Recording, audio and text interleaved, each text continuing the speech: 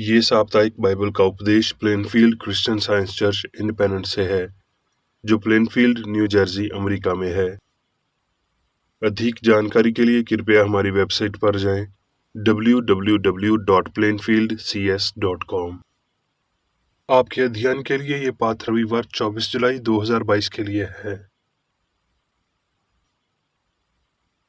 विषय सत्य, स्वर्णपथ, यूहन्ना। वो समय आता है, वरन अब भी है, जिसमें सच्चे भक्त पिता का भजन आत्मा और सच्चाई से करेंगे, क्योंकि पिता अपने लिए ऐसे ही भजन करने वालों को ढूंढता है। उत्तरदायी ध्यान। ग्रंथियों। अपने आप को परखो कि विश्वास में हो कि नहीं। अपने आप को जांचो, क्योंकि हम सत्य के विरोध में कुछ नहीं कर सकते, पर सत्य के लिए कर सकते हैं। इसलिए जब हम पर ऐसी दया हुई कि हमें ये सेवा मिली, तो हम हियाव नहीं छोड़ते, परंतु हमने लज्जा के गुप्त कामों को त्याग दिया और ना चतुराई से चलते और ना परमेश्वर के वचन में मिलावट करते हैं, परंतु सत्य को प्रकट करके परमेश्वर के सामने हर एक मनुष्य के विवेक में अपनी भलाई बिठाते हैं। इसलिए कि परमेश्वर ही है जिसने कहा कि अंधकार में से ज्योति चमके, और वही हमारे हृदयों में चमका, कि परमेश्वर की महिमा की पहचान की ज्योति यीशु मसीह के चेहरे से प्रकाशमान हो। पाठोपदेश बाइबल में से भजन संहिता। मुझे अपने सत्य पर चला और शिक्षा दे, क्योंकि तू मेरा उद्धार करने वाला परमेश्वर है। मैं दिन भर तेरी ही बात जोहता रहता हूँ। जकरिया। दारा के राज्य के दूसरे वर्ष के 8वें महीने में जकरिया भविष्य अद्विकता के पास, जो बरकिया का पुत्र और इदू का पोता था, यहोवा का ये वचन पहुंचा। यहोवा तुम लोगों के पुरखों से बहुत ही क्रोधित हुआ था, इसलिए तू इन लोगों से कह, सेनाओं का यहोवा यूं कहता है, तुम मेरी ओर फिरो, सेनाओं के यहोवा की यही वाणी है। तब मैं तुम्हारी ओर फिरूंगा, सेनाओं के यहोवा का यही वचन है। अपने पुरखों के समान न बनो। उनसे तो अगले भविष्य अद्विकता ये पुकार पुकार कर कहते थे कि सेनाओं का यहोवा यूं कहता है, अपने बुरे मार्गों से और अपने बुरे कामों से फिरो। परंतु उन्होंने ना तो सुना और ना मेरी ओर ध्यान दिया। यहोवा की यही वाणी है, तुम्हारे पुरख कहाँ रहे, और भविष्य अद्विकता क्या सदा जीवित रहते हैं? परंतु मेरे वचन और मेरी आज्ञाएं जिनको मैंने अपने दास नबियों को दिया था, क्या वो तुम्हारे पुरखों पर पूरी ना हुई? तब उन्होंने मन फिराया और कहा, सेनाओं के यहोवा ने हमारा चाल चलन और कामों के अनुसार हमसे जैसा व्यवहार करने को कहा था, वैसा ही उसने हमको बदला दिया है। जकरिया। हे सैऊन, ऊंचे सुर से गा और आनंद कर, क्योंकि देख मैं आकर तेरे बीच में निवास करूंगा। यहोवा की यही वाणी है। उस समय बहुत सी जातियां यहोवा से मिल जाएंगी और मेरी प्रजा हो जाएंगी, और मैं तेरे बीच में वास करूंगा। जकरिया। ना तो बल से और ना शक्ति से, परंतु मेरे आत्मा के द्वारा होगा, मुझ सेनाओं के यहोवा का यही वचन है। जकरिया। फिर यहोवा का ये वचन जकरिया के पास पहुंचा, सेनाओं के यहोवा ने यूं कहा है, खिराई से न्याय चुकाना और एक दूसरे के साथ कृपा और दया से काम करना, ना तो विधवा पर अंधेर करना, ना अनाथों पर, ना परदेसी पर और ना दीन जन पर, और ना अपने अपने मन एक दूसरे की हानि की कल्पना करना। परंतु उन्होंने चित्त लगाना ना चाहा दोबारा, और हठ किया और अपने कानों को मूंद लिया ताकि सुन न सकें। उन्होंने अपने हृदय को बजर सा बना लिया। इसलिए मैं उन्हें उन सब जातियों के बीच जिन्हें वो नहीं जानते, आंधी के द्वार तितर बितर कर दूंगा, और उनका देश उनके पीछे ऐसा उजाड़ पड़ा रहेगा कि उसमें किसी का आना जाना ना होगा। इसी प्रकार से उन्होंने मनोहर देश को उजाड़ कर दिया। जकरिया। यहोवा यूं कहता है, मैं सिय्योन में लौट आया हूं और यरूशलेम के बीच में वास किए रहूंगा, और यरूशलेम सच्चाई का नगर कहलाएगा, और सेनाओं के यहोवा का पर्वत पवित्र पर्वत कहलाएगा। सेनाओं का यहोवा यूं कहता है, देखो, मैं अपनी प्रजा का उद्धार करके उसे पूर्व से और पश्चिम से ले आऊंगा, और मैं उन्हें ले आकर यरूशलेम के बीच में बसाऊंगा, और वो मेरी प्रजा ठहरेंगे और मैं उसका परमेश्वर ठहरूंगा। ये तो सत्य और धर्म के साथ होगा। जो जो काम तुम्हें करने चाहिए वो ये हैं: एक दूसरे के साथ सत्य बोला करना, अपनी कचहरियों में सच्चाई का और मेल मिलाप की नीति का न्याय करना, और अपने अपने मन में एक दूसरे की हानि की कल्पना न करना, और झूठी शपथ से प्रीति न रखना, क्योंकि इन सब कामों से मैं घृणा करता हूँ। यहोवा की यही वाणी है। इसलिए अब तुम सत्य और मेल मिलाप से रीति रखो। सेनाओं का यहोवा यूं कहता है, ऐसा समय आने वाला है कि देश देश के लोग और बहुत नगरों के रहने वाले आएंगे, और एक नगर के रहने वाले दूसरे नगर के रहने वालों के पास जाकर कहेंगे, यहोवा से विनती करने और सेनाओं के यहोवा को ढूंढने के लिए चलो। मैं भी चलूंगा, हम तुम्हारे संग चलेंगे, क्योंकि हमने सुना है कि परमेश्वर तुम्हारे साथ है।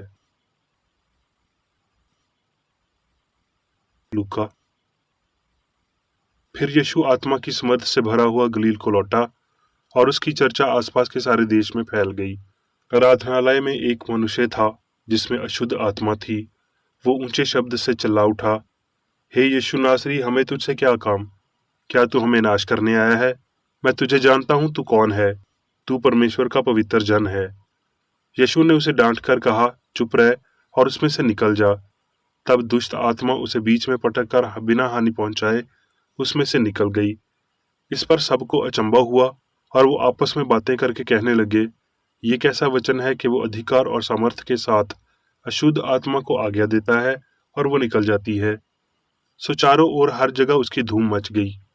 वो आराधनालय में से उठकर शमौन के घर में गया, और शमौन की सास को बुखार चढ़ा हुआ था, और उन्होंने उसके लिए उससे विनती की। उसने उसके निकट खड़े होकर बुखार को डांटा, और वो उस पर से उतर गया, और वो तुरंत उठकर उनकी सेवा टहल करने लगी।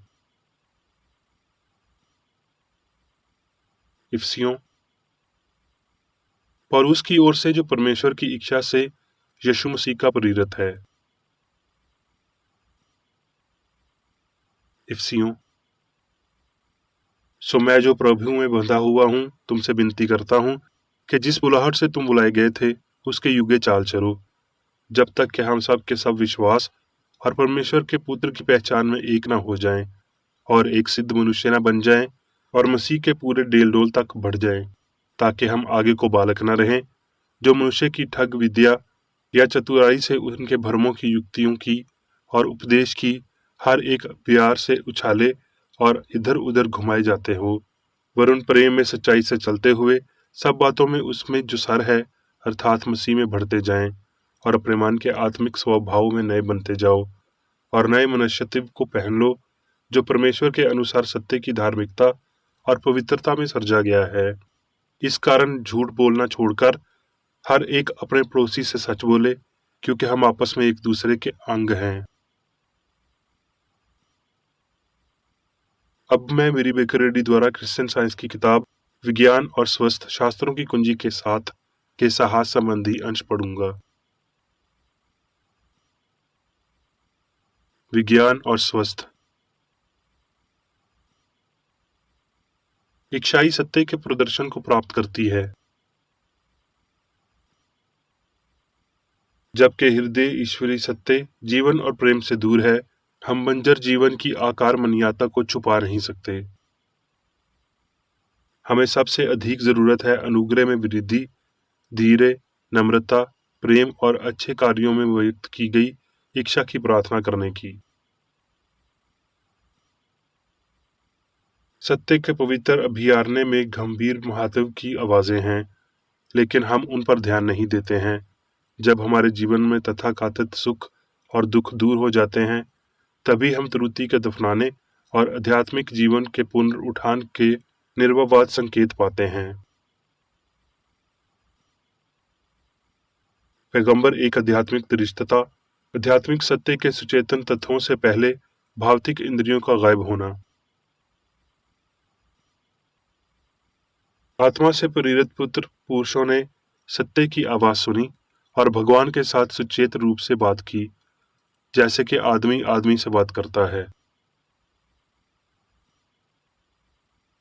इससे पहले कि मानव ज्ञान चीजों की झूठी भावना में अपनी गहराई तक डूबा हो, भौतिक उत्पत्ति में विश्वास करते हैं, जो एक मन और अस्तित्व के सच्चे स्रोत को छोड़ देते हैं। ये संभव है कि सत्य से छापे ध्वनि के रूप में अलग थीं, और वो ध्वनि के रूप में आदम नबियों के लिए आई थीं। यदि सुनने का माध्यम पूर्ण आध्यात्मिक है, तो ये सामने और अविनाशी है। मसीही शहीद क्रिश्चियन साइंस के पैगंबर थे। दिव्य सत्य की उठान और अभिषेकत शक्ति के माध्यम से उन्होंने भौतिक इंद्रियों पर विजय प्राप्त की, एक ऐसी विजय जिसे केवल विज्ञान ही समझ सकता है। आप जान सकते हैं कि पहला सत्य अपने अनुयायियों की पवित्रता और ईमानदारी से कब आगे बढ़ता है। इस प्रकार यूं के समय की स्वतंत्रता के बैनर पर मार्च का आयोजन होता है। इस दुनिया की शक्तियां लड़ेंगी और अपने प्रहारियों को आज्ञा देंगी कि जब तक वो इनके प्रणालियों की सिद्ध स्याता ना ले, तब तक सच्चाई को पहरा न दें। लेकिन विज्ञान चाकू की नोक पर मार्च करता है। हमेशा कोई ना कोई हंगामा होता है, लेकिन सच्चाई के मानक के लिए ये एक रैली है। उत्पीड़न के समय सत्य से दूर हो जाना दर्शाता है कि हमने सत्य को कभी नहीं समझा।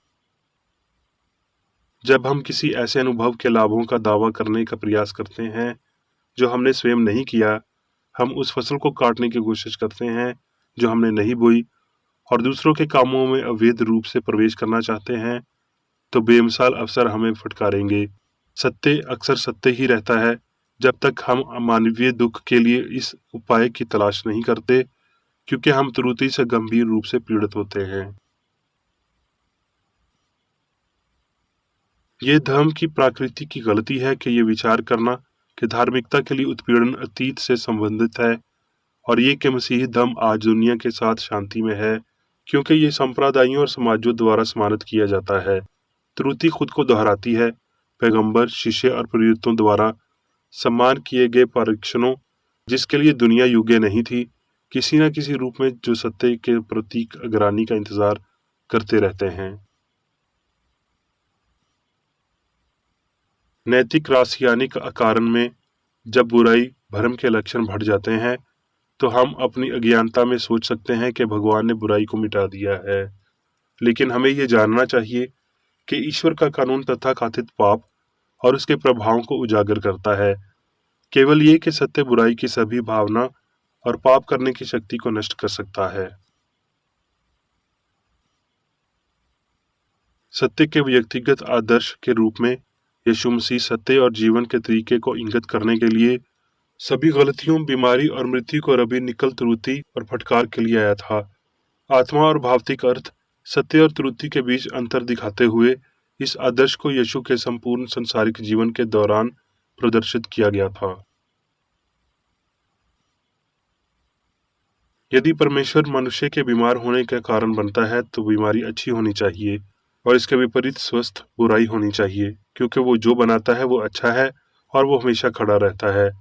यदि परमेश्वर के नियम का उल्लंघन बीमारी पैदा करता है, तो बीमार होना सही है, और अगर हम चाहें भी तो नहीं कर सकते, और अगर हम नहीं कर सकते तो ज्ञान के फरमान को रद्द करना चाहिए। ये नश्वर मन की धारणा का परिवर्तन है, ना कि पदार्थ के नियम का, और ना ही दिव्य मन का, जो बीमारी के विश्वास का कारण बनता है। उपाय सत्य है, भौतिक नहीं।